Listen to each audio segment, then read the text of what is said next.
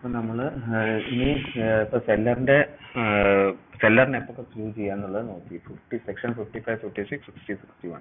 ഇനി അതിന്റെ case loss ബുക്കിൽ നോക്കാം. ഇത് അവതാർ സിംഗിന്റെ ബുക്കാണ്. ഓക്കെ, അപ്പം അവതാർ സിംഗിന്റെ ബുക്കിൽ ചാപ്റ്റർ ഇതാണ്, remedies for breach of contract. Sellers remedies against buyer. Sellers remedies against buyer നമ്മൾ പറഞ്ഞു, സൂട്ട് കൊടുക്കുക പ്രൈസിന് അഗെയിൻസ്റ്റ് സെക്ഷൻ 55 അല്ലെ സെക്ഷൻ 56. ബയർ സെല്ലർ ഡെലിവർ ചെയ്തു, പക്ഷെ മറ്റേയാൾ ആക്സെപ്റ്റ് ചെയ്യുന്നില്ല, അപ്പോൾ ഉള്ള ഡാമേജ്. ഓക്കെ, സെക്ഷൻ അത് നോക്കണം, സെക്ഷൻ 56 നോക്കണം. പിന്നെ നോക്കേണ്ടത് 60, 61 നോക്കണം. 60 എന്താ പറയുന്നത്, ആന്റിസിപ്പേറ്ററി ബ്രീച്ച്. ഇത് രണ്ടുപേർക്കും അപ്ലിക്കബിൾ ആണ്. സെക്ഷൻ 60 എന്ന് പറയുമ്പോൾ ഓർക്കേണ്ടത് ആന്റിസിപ്പേറ്ററി ബ്രീച്ച് എന്നുള്ളത് ഓർക്കണം. പിന്നെ സെക്ഷൻ 61 എങ്ങനെ നമുക്ക് ഇൻട്രസ്റ്റ് റിക്കവർ ചെയ്യാൻ പറ്റും.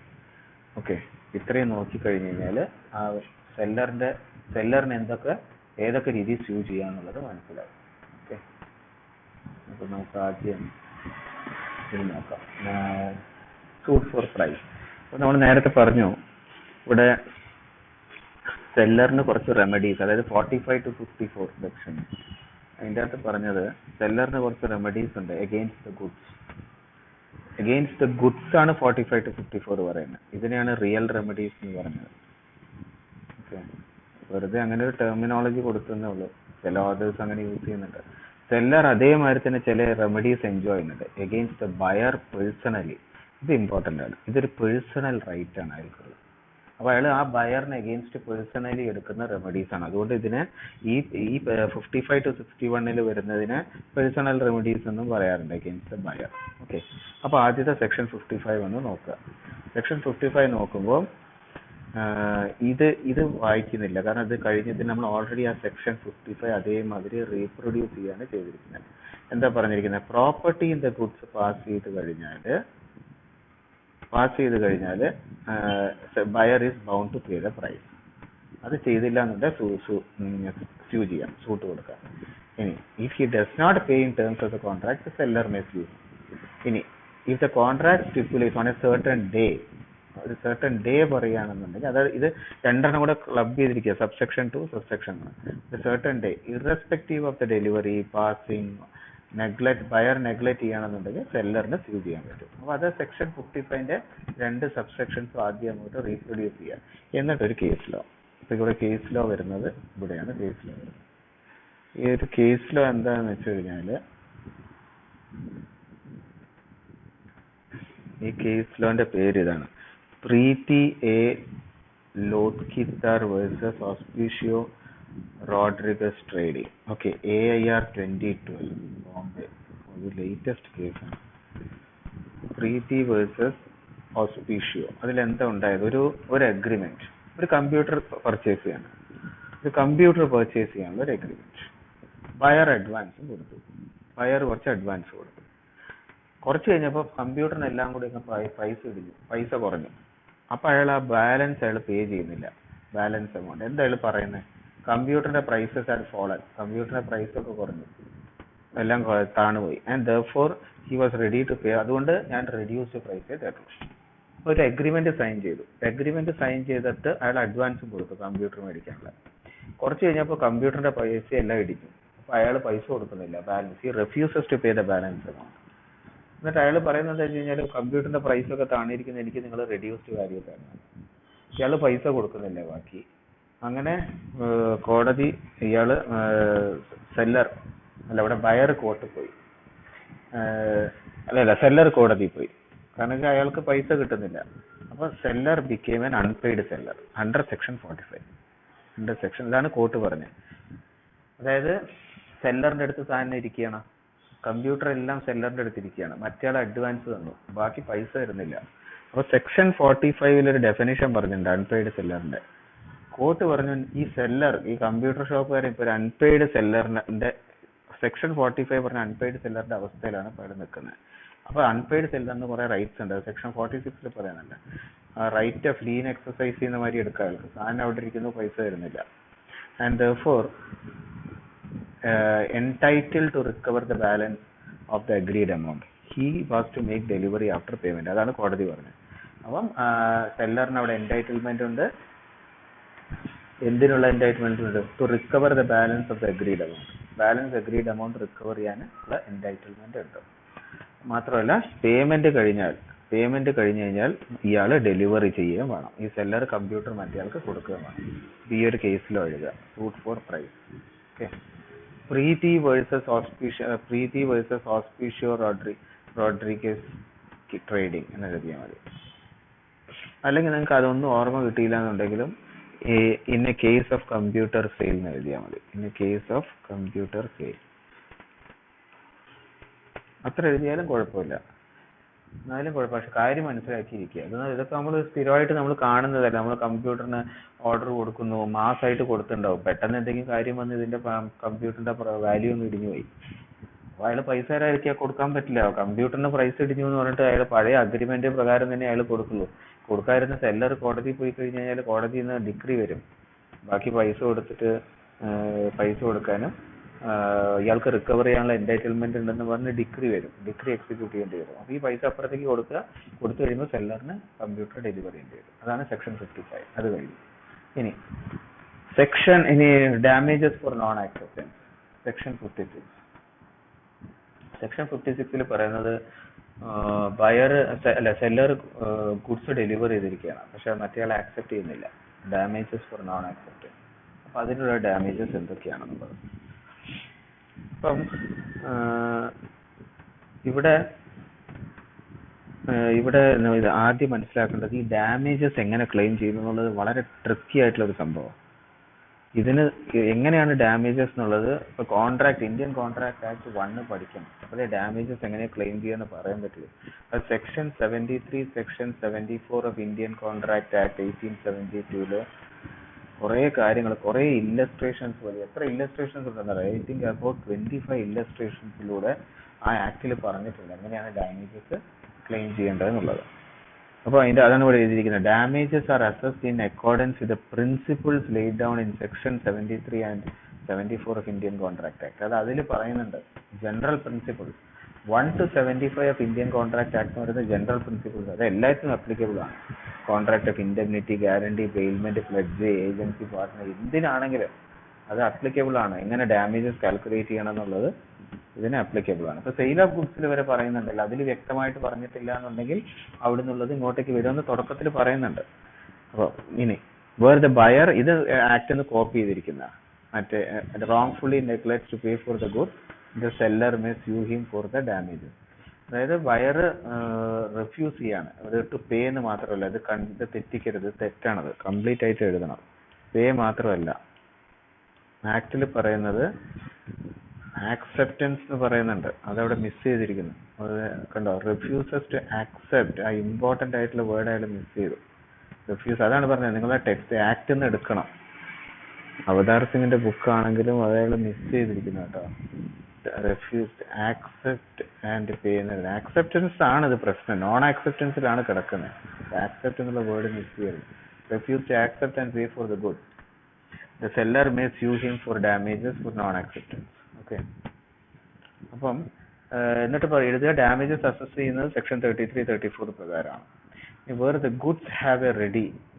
ഇനി എങ്ങനെയാ അത് അസസ് ചെയ്യുക? ഇതിപ്പോ അവസ്ഥ ഇപ്പൊ എന്താണ്? ഗുഡ്സ് ഡെലിവർ ചെയ്തു, അയച്ചു, മറ്റേയാൾ മേടിക്കുന്നില്ല. അപ്പൊ ഗുഡ്സ് ഇയാളെ കയ്യിലിരിക്കുക, മറ്റേയാൾ മേടിക്കുന്നില്ല. അപ്പൊ എന്ത് ചെയ്യാൻ പറ്റും? ഇപ്പൊ ഗുഡ്സിന് ഒരു റെഡി മാർക്കറ്റ് ഉണ്ടെന്ന് വെക്കുക. പെട്ടെന്ന് ഒരു മാർക്കറ്റ് ഉള്ള സാധനമാണെന്നുണ്ടെങ്കിൽ, അതാണ് where the goods have a ready market. Ready market ഉള്ള ഒരു സാധനമാണെങ്കിൽ ഏത് പ്രിൻസിപ്പിൾ ആണ് അപ്ലൈ ചെയ്യുക? The principle applicable is that buyer has to pay the loss that the seller has sustained on reselling the goods on the day of breach. അപ്പോൾ ഇയാളത് deliver ചെയ്യാൻ പോകുന്ന സമയത്ത് മറ്റേയാൾ വേണ്ടാന്നോ, അയാൾ ആക്സെപ്റ്റ് ചെയ്യുന്നില്ല. അപ്പോൾ അവിടെ ഒരു ബ്രീച്ച് വരികയാണ്. അപ്പോൾ ആ ബ്രീച്ച് നടന്ന ആ ദിവസം ഈ സെല്ലർ വിൽക്കുകയാണ്, റീസെൽ ചെയ്യാണ്. അത് മാർക്കറ്റ് ഉണ്ടായിരിക്കണം സാധനത്തിന്. വേറെ ആരും മേടിക്കാത്ത സാധനമാണെങ്കിൽ ഈ പ്രിൻസിപ്പിൾ അപ്ലിക്കബിൾ അല്ല. മാർക്കറ്റ് ഉള്ള സാധനം. അപ്പോൾ അയാൾ അത് വിറ്റു. അപ്പോൾ എന്താണെന്ന് വെച്ച് കഴിഞ്ഞാൽ സെല്ലറിന് എന്തെങ്കിലും സസ്റ്റെയിൻ ചെയ്യാണ്. അത് റീസെല് ചെയ്യുന്ന കാരണം എന്തെങ്കിലും ലോസ് വരികയാണെന്നുണ്ടെങ്കിൽ ആ ഡേ ഓഫ് ദ ബ്രീച്ചിൽ ലോസ് വരികയാണെങ്കിൽ buyer has to pay the loss. അതാണ്, അങ്ങനെയാണ് അത് ഡിസൈഡ് ചെയ്യുക. ഓക്കെ, ബയർ ലോസ് പേ ചെയ്യണം. ഇനി if the seller does not resell, seller resell ചെയ്യുന്നില്ല, അപ്പൊ എന്ത് പറ്റും? ഒരു മാർക്കറ്റ് ഉണ്ടല്ലോ, മാർക്കറ്റ് ഉള്ള സാധനമാണ്, അപ്പൊ ഒരു മാർക്കറ്റ് പ്രൈസ് എക്സിസ്റ്റ് ചെയ്യുന്നുണ്ടാവും. ആ മാർക്കറ്റ് പ്രൈസും കോൺട്രാക്റ്റിൽ പറഞ്ഞിരിക്കുന്ന ഒരു പ്രൈസ് ഉണ്ടല്ലോ, സെല്ലർ റീസെല് ചെയ്യുന്നില്ല, സെല്ലർ അയാളുടെ കയ്യിൽ തന്നെ വെക്കുകയാണ്. പക്ഷെ എന്നാലും മാർക്കറ്റുള്ള ഒരു സാധനമല്ല, ആ മാർക്കറ്റ് പ്രൈസും കോൺട്രാക്റ്റിൽ പറഞ്ഞിരിക്കുന്ന പ്രൈസും തമ്മിലൊരു ഡിഫറൻസ് ഉണ്ടാവുമല്ലോ. The difference between the contract on the day of breach is adopted as a measure of damage. Okay, അപ്പം കോൺട്രാക്റ്റിൽ പറഞ്ഞിരിക്കുന്ന പ്രൈസും മാർക്കറ്റിൽ പറഞ്ഞിരിക്കുന്ന പ്രൈസും, മാർക്കറ്റ് പ്രൈസും, ഇത് തമ്മിലുള്ള ആ ഡിഫറൻസ് എടുക്കും. ആ ഡിഫറൻസ് എടുത്തിട്ട് ആ ഡിഫറൻസ് ആണ് മെഷർ ഓഫ് ഡാമേജസ് ആയിട്ട് എടുക്കുന്നത്. ഇപ്പൊ ഇയാൾ റീസെല് ചെയ്യുന്നില്ല എന്നുണ്ടെങ്കിൽ, ഇത് seller does not resell. Okay, ഇനി this principle will apply even if the seller has sustained less loss. അതിപ്പോ കുറച്ച് ലോസ് ആണെന്നുണ്ടെങ്കിലും അയാൾക്ക് ഈ പ്രിൻസിപ്പിൾ തന്നെയാണ് അപ്ലൈ ചെയ്യുന്നത്, ലെസ് ലോസ് ആണെങ്കിലും. ഇനി അതിന്റെ ഇനി ഒരു കേസാണ് ഇവിടെ പറയുന്നത്. ബയർ 6 എന്ന് പറഞ്ഞൊരു കേസാണ്, അതായത് മോവാട്ട് വേഴ്സസ് ബെറ്റ്സ് മോട്ടോഴ്സ് ലിമിറ്റഡ്. അതിൽ പറഞ്ഞിരിക്കുന്നത് where the buyer of a seller resold it, അല്ലെങ്കിൽ അത് അവിടെ നിൽക്കുന്നു. Okay, where the buyer of a car resold it in breach of contract. Okay, ഒരു സെല്ലർ ഉണ്ട്, ബയർ ഉണ്ട്, അയാൾ റീസെൽ ചെയ്യാണ്. അപ്പൊ സബ് സെയിൽ എന്ന് പറഞ്ഞൊരു സംഭവം നമ്മൾ പഠിച്ചല്ലോ, സബ് സെയിൽ. ഒരു സെല്ലർ ബയർ, ഇതൊരു ബയർ 1 ആണ്, ഈ ബയർ 1 അത് റീസെയിൽ ചെയ്യാണ്. അങ്ങനെ ഒരു ബയർ ഓഫ് എ കാർ അത് റീസെയിൽ ചെയ്തു, resold it in breach of contract. ഒരു ബയർ അത് റീസെൽ, ഒരു ബ്രീച്ച് ഓഫ് കോൺട്രാക്ട് നടന്നു. ബ്രീച്ച് ഓഫ് കോൺട്രാക്ട് നടന്ന സമയത്ത് ആദ്യത്തെ ബയർ റീസെൽ ചെയ്തു. അപ്പം the seller was held entitled to the market value of the car at the time of the sale. അപ്പൊ ഈ സെയിൽ നടക്കുന്ന സമയത്ത് കാറിന് ഒരു മാർക്കറ്റ് വാല്യൂ ഉണ്ടല്ലോ, ആ മാർക്കറ്റ് വാല്യൂ റിക്കവർ ചെയ്യാനാണ് കോടതി പറഞ്ഞത്, irrespective of what the seller could have got if the car had been returned to him and had resold it. Okay, അപ്പോൾ ഇവിടെ ഒരു ബ്രീച്ച്, അതായത് ഒരു കാർ കൊടുക്കുകയാണ്, കാർ കൊടുത്തപ്പോൾ മറ്റേയാൾ എടുക്കുന്നില്ല, അപ്പം മറ്റേയാൾ മേടിക്കുന്നില്ല. അപ്പം വിൽക്കുന്ന ആള് സെല്ലർ കോടതി പോയി. അപ്പൊ കോടതി പറഞ്ഞെന്താ വെച്ച് കഴിഞ്ഞാൽ, നിങ്ങൾ വിറ്റ ആ സമയത്ത് at the time of sale എന്താണോ ആ കാറിന്റെ മാർക്കറ്റ് വാല്യൂ, ആ മാർക്കറ്റ് വാല്യൂ റിക്കവർ ചെയ്യാൻ പറഞ്ഞു. മറ്റേയാൾ ആ മാർക്കറ്റ് വാല്യൂ കൊടുക്കണം. ഇനി മറ്റേയാളത് തിരിച്ചു തന്നിട്ട് ഞാനത് irrespective of what the seller could have got if the car had been returned to him and had been resold. Okay, അപ്പം ഈ ബയർ കാർ തിരിച്ചു കൊടുത്തിട്ട് അയാൾ റീസെല് ചെയ്തിരുന്നെങ്കിൽ അയാൾക്ക് എന്ത് പ്രൈസ് കിട്ടുമായിരുന്നു എന്നുള്ളതിനൊന്നും പ്രസക്തിയില്ല. ആ സെയിൽ നടന്ന ടൈമില് മാർക്കറ്റ് വാല്യൂ എന്താണോ അത് റിക്കവർ ചെയ്തോളാനാണ് കോടതി പറയുന്നത്. ഓക്കെ, അങ്ങനെ അത് നമുക്ക് ഇപ്പൊ അങ്ങനെ അത് അസസ് ചെയ്യാൻ പറ്റുള്ളൂ, അതായത് വേറെ രീതിയിൽ അത് അസസ് ചെയ്യാൻ പറ്റില്ല. അപ്പൊ മാർക്കറ്റ് പ്രൈസ് എത്രയാണോ ആ മാർക്കറ്റ് പ്രൈസ് റിക്കവർ ചെയ്തോളാൻ പറഞ്ഞു. അത് ക്ലിയർ ആ, മനസ്സിലായോ?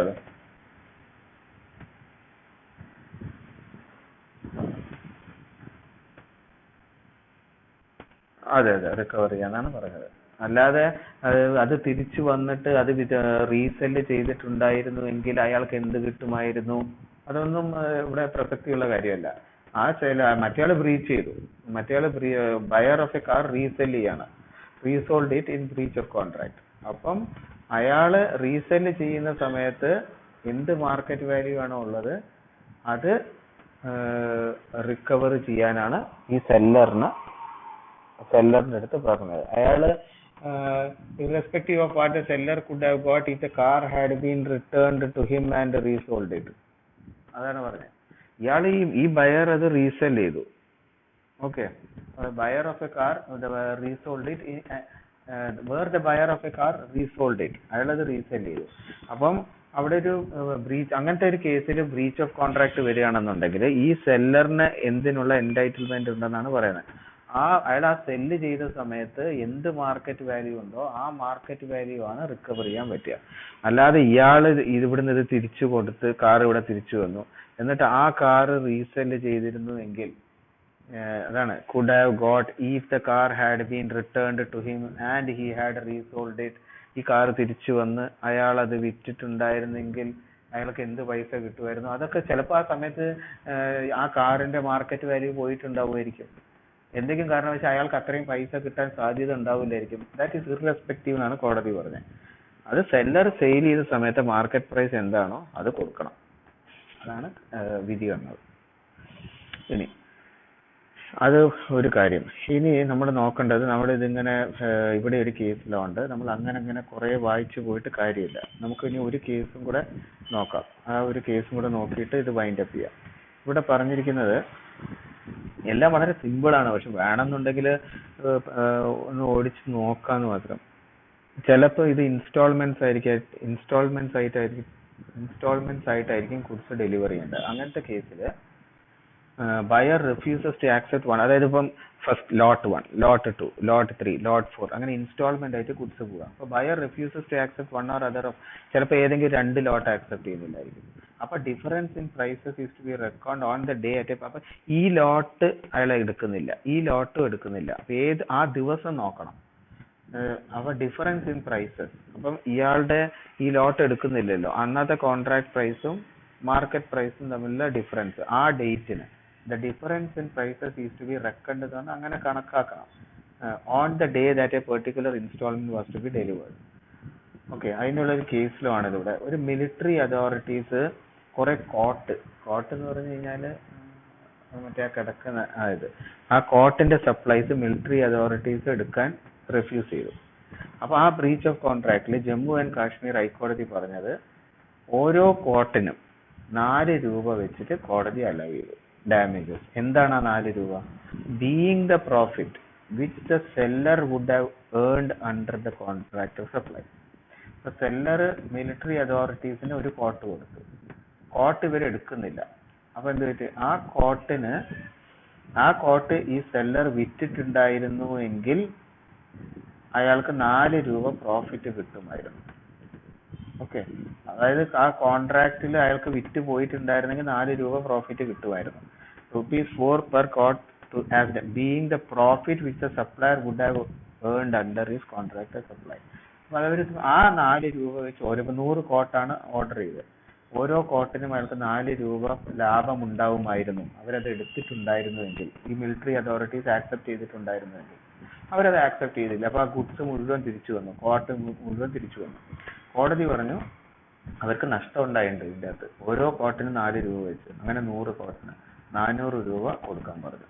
ഓക്കെ, അതാണ് ഈ സംഭവം. അതിനൊരു കേസുണ്ട്, 8 താഴെ എഴുതിയിട്ടുണ്ട്, യൂണിയൻ ഓഫ് ഇന്ത്യ വേഴ്സസ് കേസർ സിംഗ്. ഇതാണ്. ഓക്കെ, ഇത് ഡാമേജസ് ഡിറ്റർമിൻ ചെയ്യുന്നത് അങ്ങനെയാണ്. അവർക്ക് എന്ത് നഷ്ടം വന്നു എന്നുള്ളതാണ് കോടതി നോക്കുന്നത്. വളരെ ഒരു ട്രിക്കി ഏരിയ ആണ് അത് ഡിസൈഡ് ചെയ്യാൻ. അത് അൾട്ടിമേറ്റ്ലി കോർട്ടാണ് അത് തീരുമാനിക്കുന്നത്, കോടതിയുടെ കയ്യിലാണ് ഇരിക്കുന്നത്, depending on the terms and conditions of the contract, section 73, section 74 പ്രകാരം. ഇനി difference between contract and market prices നില്ലാണെങ്കിൽ the seller can get only nominal damages. Okay, സെല്ലറിന് നോമിനൽ ഡാമേജസ് മാത്രമേ കിട്ടുള്ളൂ. വളരെ തുച്ഛമായ ഒരു വ്യത്യാസമാണുള്ളത് കോൺട്രാക്ട് പ്രൈസും മാർക്കറ്റ് പ്രൈസും എങ്കിൽ. അപ്പൊ അധികം ഡാമേജസ് കിട്ടാൻ സാധ്യതയില്ല. ഇനി market prices, where the market price rises after the breach നടന്നതിന് ശേഷം മാർക്കറ്റ് പ്രൈസ് റൈസ് ചെയ്തു, seller makes a profit on resale. Even so he is entitled to recover the difference on the day of breach. Even so he is entitled to recover the difference on the day of breach. അപ്പൊ rise ചെയ്തിട്ട് ഇപ്പൊ അതാണ് പറയുന്നത്. ഇപ്പൊ suppose ആ സമയത്ത് റീസെയിലിന്റെ അയാൾക്ക് profit ഉണ്ടാവാനുള്ള സാധ്യത ഉണ്ടെന്ന് വെക്കുക, ആഫ്റ്റർ ദ ബ്രീച്ച് ഇതിന്റെ പ്രൈസ് ഒക്കെ കൂടെ കൂടി, എന്നാലും അയാൾക്ക് ആ he's entitled to recover the difference on the day of the breach. ഇപ്പം ഡേ ഓഫ് ദ ബ്രീച്ചിൽ പെട്ടെന്ന് 10 രൂപ 12 രൂപയായി, അപ്പൊ അയാൾക്ക് ആ പ്രോഫിറ്റും അയാൾക്ക് റിക്കവർ ചെയ്യാൻ പറ്റും. He is entitled to recover the difference on the day of the breach. Even so, അയാൾക്കൊരു ലാഭം ഉണ്ടെങ്കിൽ പോലും അയാൾക്ക് അത് കിട്ടും. അത് ഇനി ഇവിടെ ഒരു കേസിലോ പറഞ്ഞിരിക്കുന്നത് ഇത് 12ാമത്തെ, അതായത് Lazenby garages limited versus Wright. ഇതിൻ്റെ അകത്ത് എന്താ ഉണ്ടായതെന്ന് വെച്ച് കഴിഞ്ഞാൽ, ഒരു ഗുഡ്സ് നമ്മൾ റെഡി മാർക്കറ്റ് ഉള്ള കാര്യങ്ങളെ പറ്റി പറഞ്ഞു. Where the goods do not have any ready market. Ready market ഇല്ലാത്ത ഗുഡ്സ് ആണ് വയ്ക്കുക. റെഡി മാർക്കറ്റ് ഇല്ല, അതായത് നമ്മൾ ഡെലിവറി ചെയ്തു, മറ്റേയാൾ മേടിച്ചു, മറ്റേയാൾ ആക്സെപ്റ്റ് ചെയ്യുന്നില്ല, നമുക്കത് പെട്ടെന്ന് വിൽക്കാൻ പറ്റാത്ത ഒരു ഗുഡ്സ് ആണെങ്കിൽ, അപ്പം measure of damages will depend upon the facts of the case.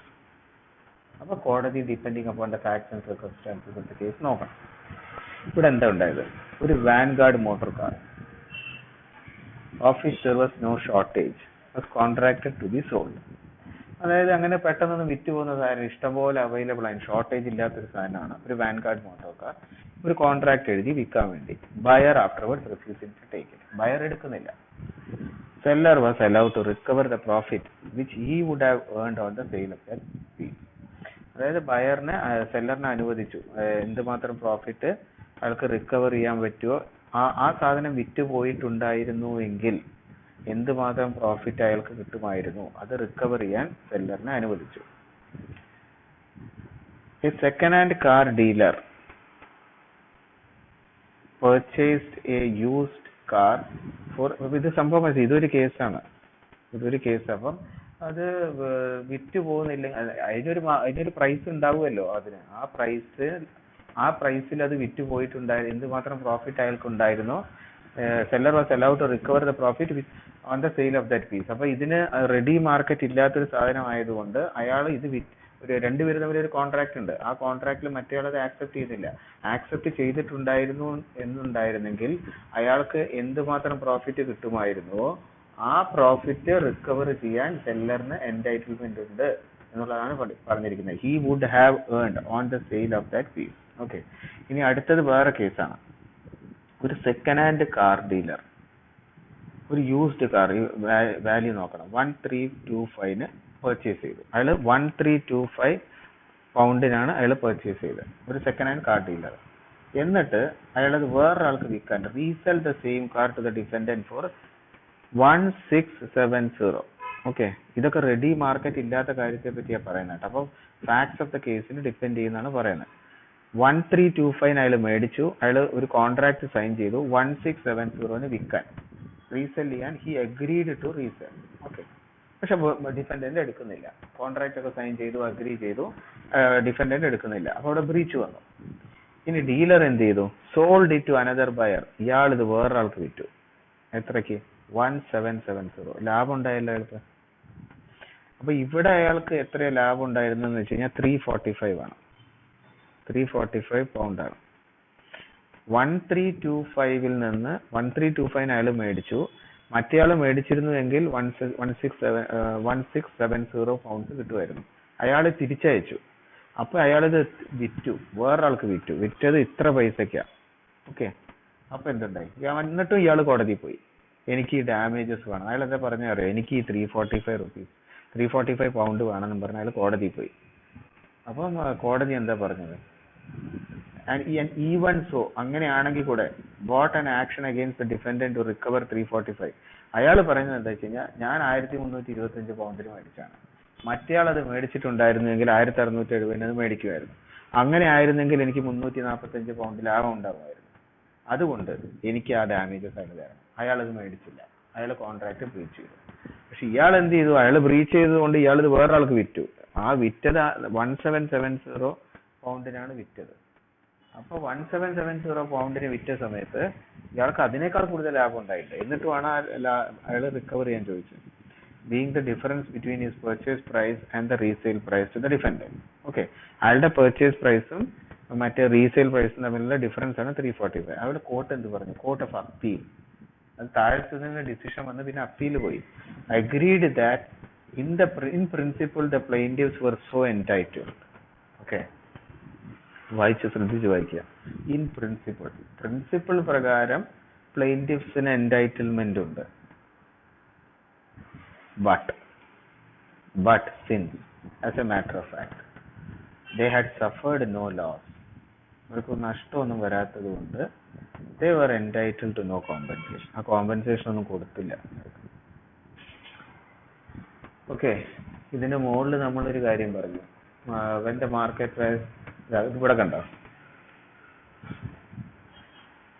where the market price rises after the breach so that the seller makes a profit on resale, even so he is entitled to recover the difference on the day of breach. അവിടെ എന്താ പറയുന്നത്, അയാൾക്കൊരു profit where the market price rises after the breach. എന്തെങ്കിലും കാരണം വെച്ചാൽ market price കൂടുന്നതിന് സെല്ലറിന് profit കിട്ടിയെന്ന് വെക്കുക റീസെയില്. അങ്ങനെയാണെങ്കിൽ കൂടെ he's entitled to recover the difference on the day of breach എന്ന് പറഞ്ഞു. അവിടെ അങ്ങനെ പറഞ്ഞു. 10 ഏതാ, 10 ക്യാമ്പൽ വേഴ്സസ്, അതൊരു ഇംഗ്ലീഷ് കേസാണ്. ക്യാമ്പൽ ഇയർ 1954 കേട്ടോ, ക്യാമ്പൽ വേഴ്സസ് ഇത്. എന്നിട്ട് ഇതിൽ പറഞ്ഞത് ഇയാൾ വിറ്റു, ഇത് 12 ആണ്, 12, ഇത് 1976, കുറച്ചും കൂടെ കഴിഞ്ഞപ്പോൾ ഇതിങ്ങനെ പറഞ്ഞു. ഓക്കെ, അപ്പോൾ ഇതിൻ്റെ അകത്ത് എന്ത് മനസ്സിലാക്കാം? ജഡ്ജിമാർക്ക് ഇവിടെ അപ്പീലാണ്, അത് അപ്പീൽ കോടതി പറഞ്ഞതാണ്. അവർക്ക് അങ്ങനെ തോന്നിക്കഴിഞ്ഞാൽ അങ്ങനെ അങ്ങ് ചെയ്യാം, ഫാക്ട്സ് അനുസരിച്ച് ഡിസൈഡ് ചെയ്യാം. പിന്നെ അൾട്ടിമേറ്റ്ലി എന്തൊക്കെ പറഞ്ഞാലും ജഡ്ജിമാർ എന്ത് പറയുന്നു അത് ആയില്ല. ഇപ്പൊ നിങ്ങൾ ജഡ്ജായിട്ട് ഇരിക്കുകയാണ്, നിങ്ങൾക്ക് തോന്നുകയാണ് ഓ ഇത് ശരിയല്ല. ഇതാണ് ലിറ്ററൽ ഇന്റർപ്രിട്ടേഷൻ, ലിബറൽ ഇന്റർപ്രിട്ടേഷൻ ഒക്കെ.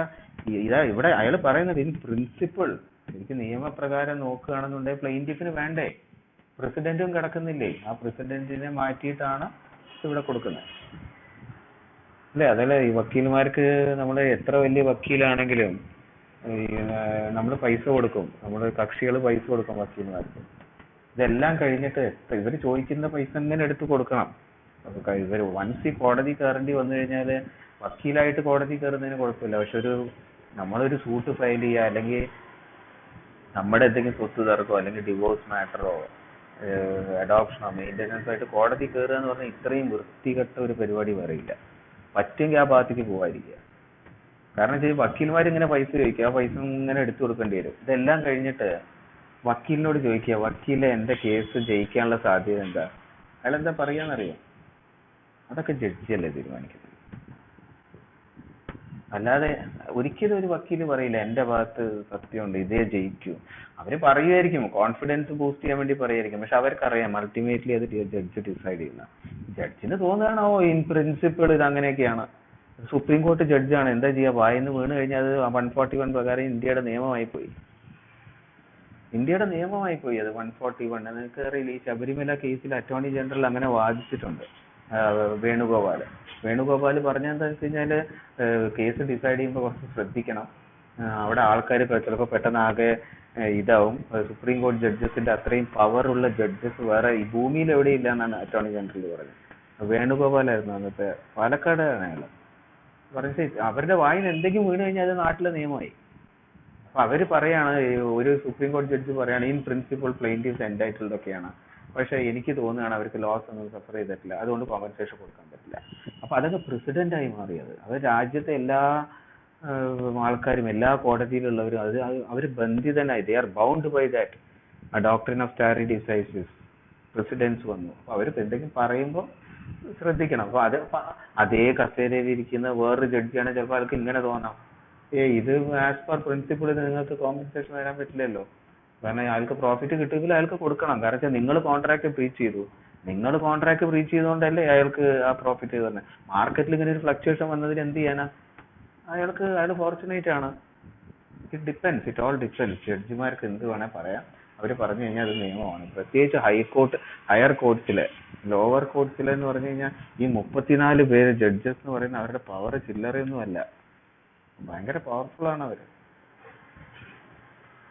ലോവർ കോർട്ടിലൊക്കെയാണ് എന്തെങ്കിലും പറഞ്ഞ് നമുക്ക് ഹയർ കോർട്ടിലേക്ക് പോകാൻ നിൽക്കുക, അല്ല മജിസ്ട്രേറ്റ് കോടതി, ജില്ലാ കോടതിയാണെങ്കിൽ ഹൈക്കോടതിയിൽ പോകാനെങ്കിലും നിൽക്കുക.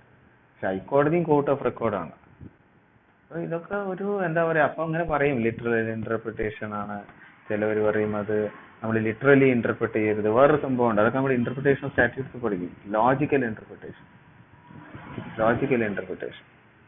ഇതൊരു തമാശ പറയും ശരിക്കും, ഈ വക്കീൽമാരെയും ഡോക്ടർമാരെയും ഇവരെ രണ്ടുപേരെയും വിശ്വസിക്കരുതെന്ന് പറയും. കാരണം ഇവർ രണ്ടുപേരും, നമ്മളൊരു ആശുപത്രിയിൽ പോയി കഴിഞ്ഞാൽ ഒരു ടെസ്റ്റ് ചെയ്യാൻ പറയും. ടെസ്റ്റ് ചെയ്യുന്നതിന് മുമ്പ് പറയും, അവർ പറയും നിങ്ങൾ റിസപ്ഷനിൽ പോയി പൈസ അടച്ചിട്ട് വരും. 10,000 രൂപയായിരിക്കും ചിലപ്പോൾ സ്കാനിങ്ങിന് പൈസ അടയ്ക്കുന്നത്. ഇത് സ്കാനിങ്ങിന് പൈസ അടച്ച് തിരിച്ചു വന്നിട്ട് നമ്മളൊരു പേപ്പർ എടുത്ത് വന്നിട്ട് ഒപ്പിടാൻ പറയും. ഒപ്പിട്ടിട്ട് നമ്മൾ ഡോക്ടറോട് ചോദിക്കുക, ഡോക്ടർ എന്താണ്, what is the chance of survival? Operation തിയേറ്ററിലേക്ക് കയറ്റുമായിരിക്കും, പൈസ മുഴുവൻ അടച്ചിട്ടുണ്ടാവും, ലക്ഷക്കണക്കിനായിരിക്കും അടച്ചിട്ടുണ്ടാവുക.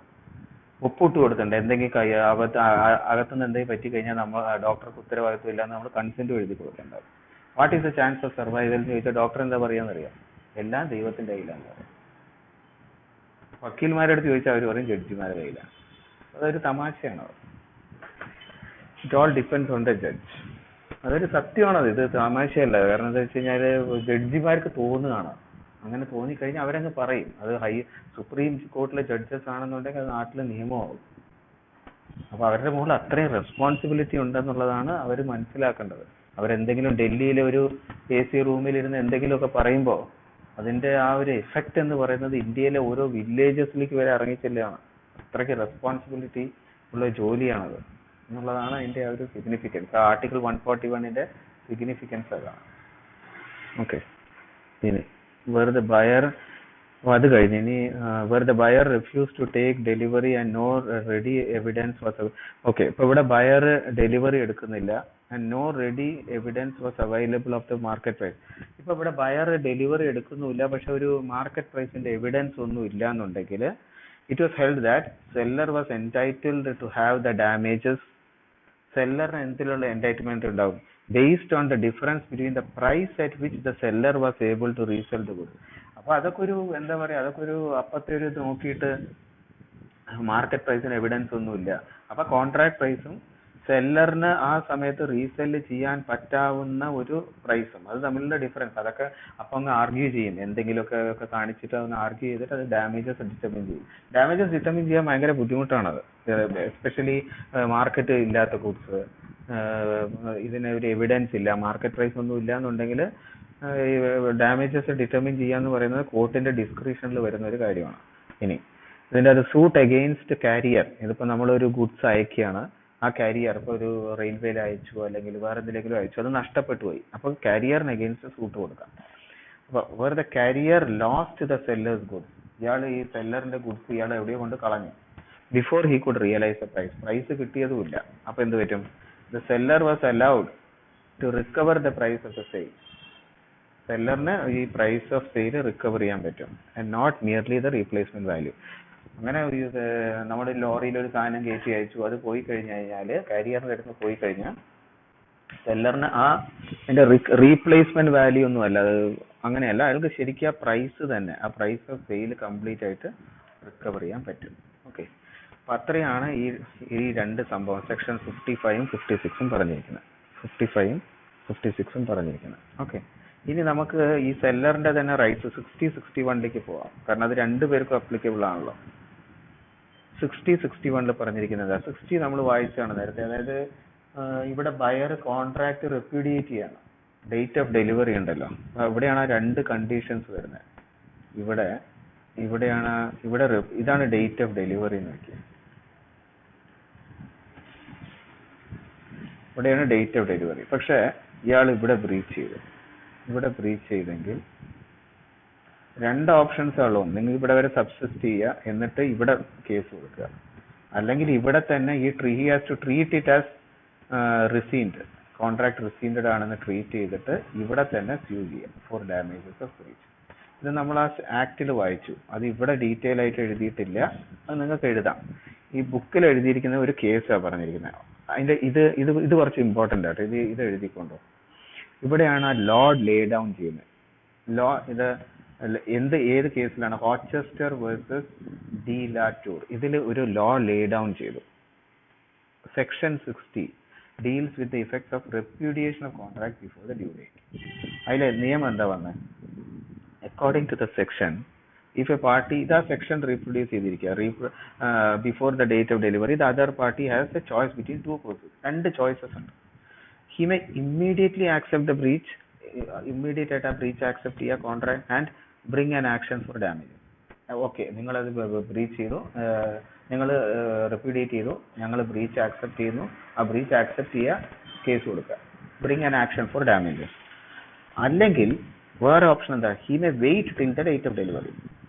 ഇനി if he chooses ഇത് ഫോമർ ഓൾട്ടർനേറ്റീവ്, അതായത് ഫോമർ ഓൾട്ടർനേറ്റീവ് എന്ന് പറഞ്ഞു കഴിഞ്ഞാൽ ബ്രീച്ച് അയാൾ റെപ്യൂഡിയേറ്റ് ചെയ്തു. അപ്പോൾ ഇയാൾ വിചാരിക്കാൻ ഓക്കെ നിങ്ങൾ ബ്രീച്ച് ചെയ്ത ആ നിമിഷം തന്നെ ഞാനത് റെസീൻഡഡ് ആയിട്ട് എടുക്കുന്നു, കോൺട്രാക്ട് റദ്ദായി, നിങ്ങളുടെ ബ്രീച്ചിന് വേണ്ടി ഞാൻ സൂ ചെയ്യാൻ പോകും. അങ്ങനത്തെ കേസിൽ the contract is rescinded, contract rescinded ആയി, and damages will be assessed according to the prices then prevailing.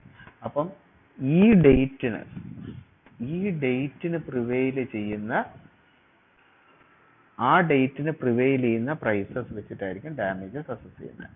Okay, if he adopts the latter course, അതായത് അയാൾ സബ്സിസ്റ്റ് ചെയ്ത് ഡേറ്റ് ഓഫ് ഡെലിവറി വരെ വെയിറ്റ് ചെയ്യുന്നുണ്ടെങ്കിൽ ദ കോൺട്രാക്ട് റിമെയിൻസ് ഓപ്പൺ. ഇത് ശ്രദ്ധിക്കണം, അത് വളരെ ഇമ്പോർട്ടൻ്റ് ആണ്. അതായത് ഒരാൾ റെപ്യൂഡിയേറ്റ് ചെയ്തു, ബയർ റെപ്യൂഡിയേറ്റ് ചെയ്തു, ഇയാൾ മിണ്ടാതിരിക്കുക. അപ്പോൾ അതിൻ്റെ അർത്ഥം എന്താ, അയാൾ മറ്റേ ഓപ്ഷനാണ് എടുക്കുന്നത്. അതായത് ഡേറ്റ് ഓഫ് ഡെലിവറി വരെ ഞാനൊന്ന് വെയിറ്റ് ചെയ്യട്ടെ, കോൺട്രാക്ട് അവിടെ സബ്സിസ്റ്റ് ചെയ്യുന്നുണ്ട്. അപ്പം അങ്ങനെ എടുത്തു കഴിഞ്ഞാൽ എന്ത് പറ്റും, remains open at the risk and benefit, രണ്ടും ഉണ്ട്. അപ്പം റിമെയിൻസ് കോൺട്രാക്ട് ഓപ്പൺ ആയിട്ട് കിടക്കുകയാണ്, കാരണം മറ്റേ ആൾ ഇത് റദ്ദാക്കിയത് റെപ്യൂഡിയേറ്റ് ചെയ്തത് ഇയാൾ ആക്സെപ്റ്റ് ചെയ്തിട്ടില്ല, റിസീവ് ചെയ്ത് സ്യൂ ചെയ്തിട്ടില്ല. അപ്പോൾ കോൺട്രാക്ട് സബ്സിസ്റ്റ് ചെയ്ത് remains open risk and benefit of both parties. അപ്പോൾ അത് അവിടെ ഇങ്ങനെ കിടക്കുകയാണ്, അതിന്റെ റിസ്ക്കും ബെനിഫിറ്റും രണ്ട് പാർട്ടീസിന്റെയും അടുത്തുണ്ട്. Contract remains open. Not only the party repudiating may subsequently choose to perform. അങ്ങനെ വെറുതെ കിടക്കുന്ന സമയത്ത് മറ്റേയാൾക്ക് ഇനിയിപ്പോ മറ്റേയാളെ ആക്സെപ്റ്റ് ചെയ്തില്ലല്ലോ, ഹി സ്റ്റിൽ വെയിറ്റിംഗ് എന്ന് പറഞ്ഞിട്ട് അയാൾക്ക് വേണമെങ്കിൽ ആരാണോ റെപ്യൂഡിയേറ്റ് ചെയ്ത് അയാൾക്ക് സബ്സിക്വന്റ്ലി പെർഫോം ചെയ്യാൻ വേണമെങ്കിൽ ചൂസ് ചെയ്യാം. ഓക്കെ, അപ്പൊ ആ ഒരു ഓപ്ഷൻ അവിടെ കിടക്കുന്നുണ്ട്. അത് മാത്രമല്ല, but also the damages will be assessed according to the prices. അവിടെ ഡാമേജസ് എന്നിട്ടും അയാൾ ഒന്നും ചെയ്തില്ല എന്നൊക്കെയാ. അപ്പൊ ഈ ഡേറ്റ് അനുസരിച്ചിട്ടായിരിക്കും ഡാമേജസ് അസസ് ചെയ്യുന്നത്. മനസ്സിലായില്ല? ആ പ്രിൻസിപ്പിൾ മനസ്സിലായോ? പ്രിൻസിപ്പിൾ ക്ലിയർ ആയോ? ഒരു എന്തെങ്കിലും ഡൗട്ട് ഉണ്ടായില്ല? മനസ്സിലായി. അപ്പൊ അത്രേ ഉള്ളൂ. അത് രണ്ട് ഡേറ്റിൽ മറ്റേ ആൾ സബ്സിസ്റ്റ് ചെയ്യാന്ന് വിചാരിച്ചു കഴിഞ്ഞാൽ അത് ആ കോൺട്രാക്ട് ഇങ്ങനെ ഓപ്പൺ ആയിട്ട് കിടക്കുക, മറ്റേ ആൾ ആ ബ്രീച്ച് ആക്സെപ്റ്റ് ചെയ്തിട്ടില്ല. അപ്പൊ it is open at risk and benefit. രണ്ടുപേരുടെ ആ കോൺട്രാക്ട് എന്തൊക്കെ പറഞ്ഞിരിക്കുന്നോ അത് അതേമാതിരി ഇരിക്കുകയാണ്. എന്നിട്ട് ഡേറ്റ് ഓഫ് ഡെലിവറി വരെ അയാൾ വെയിറ്റ് ചെയ്തു, എന്നിട്ടും അയാൾ ചെയ്തില്ല എന്നുണ്ടെങ്കിൽ ഇയാൾ ആ ഡേറ്റിന് പോയിട്ട് സൂ ചെയ്യും. അപ്പൊ ആ ഡേറ്റ് ഓഫ് ഡെലിവറിക്ക് അവൈലബിൾ ആയിട്ടുള്ള പ്രൈസസ് ആയിരിക്കും ഡാമേജസ് അസസ് ചെയ്യാൻ വേണ്ടി എടുക്കുന്നത്. അതാണ് ആന്റിസിപ്പേറ്ററി ബ്രീച്ച്. ഓക്കെ, ഇനി ഇൻട്രസ്റ്റ് സെക്ഷൻ 61 പറയുന്നത്. സെക്ഷൻ 61 റിക്കവറി ഓഫ് ഇൻട്രസ്റ്റ് പറയുന്നത്, Section 61 contains provisions about recovery of interest. അപ്പോൾ interest by way of damages and special damages, ഇതിൻ്റെ അത് ഇത് ആക്ട് റീപ്രൊഡ്യൂസ് ചെയ്തിരിക്കുക കേട്ടോ. നത്തിങ് ഇൻ ദിസ് ആക്ട് അതൊക്കെ എഴുതുക. അതായത് ബൈ ലോ കോൺട്രാക്റ്റിൽ എന്തെങ്കിലും പറഞ്ഞിട്ടുണ്ടെന്നുണ്ടെങ്കിൽ അതിനനുസരിച്ച് എഴുതുക, റിക്കവറബിൾ ആവുന്ന മാതിരി. ഇത് അതേമാതിരി കോപ്പി ചെയ്തിരിക്കുക ഫ്രം ബയർ ആക്ട്. ഇത് ഞാൻ വായിക്കുന്നില്ല, അത് ഓൾറെഡി ഞാൻ അവിടെ എക്സ്പ്ലെയിൻ ചെയ്തു. ഇനി ഇതിന്റെ absence contrary to the contrary ഒന്നും പറഞ്ഞിട്ടില്ല എന്നുണ്ടെങ്കിൽ കോർട്ട് മേ അവാർഡ്, കോടതിക്ക് തീരുമാനിക്കാം. എങ്ങനെ, സെല്ലർ ആണെങ്കിൽ ഡേറ്റ് എന്ന് മുതലാണോ അയാൾ ഗുഡ്സ് ഓഫർ ചെയ്ത്, അല്ലെങ്കിൽ എന്ന് മുതലാണോ പ്രൈസ് പേയബിൾ ആയത് അവിടെ മുതലുള്ള ഇൻട്രസ്റ്റ് തീരുമാനിക്കാം. ഇപ്പൊ ബയർ ആണെന്നുണ്ടെങ്കിൽ അയാൾക്ക് എന്ന് മുതലാണോ അയാൾ പേയ്മെന്റ് ചെയ്തത്, ബയർ പേയ്മെന്റ് കൊടുത്തു പക്ഷെ മറ്റേ ആൾ ഗുഡ്സ് ഡെലിവറി ചെയ്യുന്നില്ല. അപ്പൊ കോടതി പറയാണ്, ബയർ നിങ്ങൾക്ക് പൈസ തന്നല്ലോ, ആ ഡേറ്റ് മുതലുള്ള ഇൻട്രസ്റ്റ് ആ പ്രൈസിന്റെ മുതൽ എന്നാണോ നിങ്ങൾക്ക് ബയർ പ്രൈസ് തന്നത്, അയാൾ കോടതി സെല്ലറോട് പറയാണ്, എന്നാണോ നിങ്ങൾക്ക് ബയർ പ്രൈസ് തന്നത് ആ പ്രൈസും ആ പ്രൈസിന്റെ മുകളിൽ ആ ഡേറ്റ് മുതൽ ഡിക്രിയുടെ ഡേറ്റ് വരെയുള്ള, അങ്ങനെയാണ് കോടതി പറയുക, ഡിക്രി റിയലൈസ് ചെയ്യുന്നവരെയുള്ള ഇൻട്രസ്റ്റ് കൊടുക്കേണ്ടി വരും. കോടതി ഒരു ഡിഗ്രി പുറപ്പെടുവിക്കും, ആ ഡിഗ്രി എക്സിക്യൂട്ട് ചെയ്യേണ്ടി വരും. ആ എക്സിക്യൂട്ട് ചെയ്യുന്ന വരെയുള്ള ഡേറ്റ് അത് കൊടുക്കേണ്ടി വരും. ബയർ എപ്പോഴാണോ സെല്ലറിന് പ്രൈസ് കൊടുത്തത് ആ ഡേറ്റ് മുതൽ ആ ഡിഗ്രി എക്സിക്യൂട്ട് ചെയ്യുന്ന വരെയുള്ള ഇൻട്രസ്റ്റ് കൊടുക്കേണ്ടി വരും കോടതി പറയുകയാണെങ്കിൽ. ഓക്കെ, അപ്പൊ അതിനുള്ളൊരു ബ്രോഡ് ഗൈഡ് ലൈൻസ് കോടതിക്ക് ഇവിടെ ഈ ആക്ട് വഴി കൊടുത്തിട്ടുണ്ട്. ഇനി എന്താ പറഞ്ഞിരിക്കുന്നത്, ഇനി ഒരു ചെറിയൊരു in a contract for sale of goods on credit without any stipulation as to interest. കോൺട്രാക്റ്റിൽ ഒന്നും പറഞ്ഞിട്ടില്ല, ക്രെഡിറ്റിലുള്ള ഒരു കോൺട്രാക്ട് ആണ്, without any stipulation as to interest. The Patna High Court allowed recovery of interest. Patna High Court recovery of interest from a period before the suit for the price was filed. The Patna High Court allowed recovery of interest from a period before the suit for the okay. ഇവിടെ ഒരു പോയിന്റിൽ suit file ചെയ്തു. പക്ഷെ പാട്ന ഹൈക്കോടതി, ബീഹാർ ഹൈക്കോടതി അതിന് മുമ്പുള്ള ഒരു ഡേറ്റ് മുതലേ ഇൻട്രസ്റ്റ് കൊടുത്തു. അത് ഏത് ഡേറ്റ് ആണ്? allowed recovery of interest from a period before the suit of the price was filed, that is from the date of delivery of goods. അതായത് ഡേറ്റ് എവിടെ ഗുഡ്സ് ഡെലിവർ ചെയ്ത് കഴിഞ്ഞു ആ ഡേറ്റ് മുതലുള്ള ഇൻട്രസ്റ്റ് കൊടുത്തു, സമ്മതിച്ചു. Even in the absence of A contract the court has the discretion to award interest by way of damage. ഒരു കോൺട്രാക്ടിന്റെ ആബ്സെൻസിൽ വരെ കോടതിക്ക് ഡിസ്ക്രിപ്ഷൻ ഉണ്ട് ടു അവാർഡ് ഇൻട്രസ്റ്റ്. അതായത് കോടതിക്ക് വൈഡ് പവേഴ്സ് ആണ് അവിടെ കൊടുത്തിരിക്കുന്നത്. ഈ ഡാമേജസ് അങ്ങനെയാ, ഡാമേജസ് മുഴുവൻ കോടതിയുടെ കയ്യിലാണ് കിടക്കുന്നത്. അപ്പം അവിടെ ബൈ വേ ഓഫ് ഡാമേജസ് എത്ര ഇൻട്രസ്റ്റ് കൊടുക്കണം എന്നുള്ളത് കോടതിയുടെ ഡിസ്ക്രിപ്ഷനാണ്. കോൺട്രാക്ട് ഇല്ലെങ്കിൽ കൂടെ കോടതിക്ക് തീരുമാനിക്കാം. അതാണ് പറയുന്നത് ഡിപ്പെൻസ് ഓൺ ദ ഫാക്ട്. അതാ സെക്ഷൻ 73, 74 ഒക്കെ എഴുതിയിരിക്കുന്നത് തന്നെ അങ്ങനെയാണ്. Court may decide on the application by the plaintiff by the party എന്നൊക്കെ എഴുതിയിട്ടുണ്ട്. അപ്പൊ അവിടെ അതിലൂടെ തന്നെ കോർട്ടിന് ഒരുപാട് പവർ കിട്ടുന്നുണ്ട്. ഇനി where the invoice did not require the buyer to pay interest. Invoice require ചെയ്യുന്നില്ല ബയറിന് ഇൻട്രസ്റ്റ് കൊടുക്കണം എന്നുള്ളത്.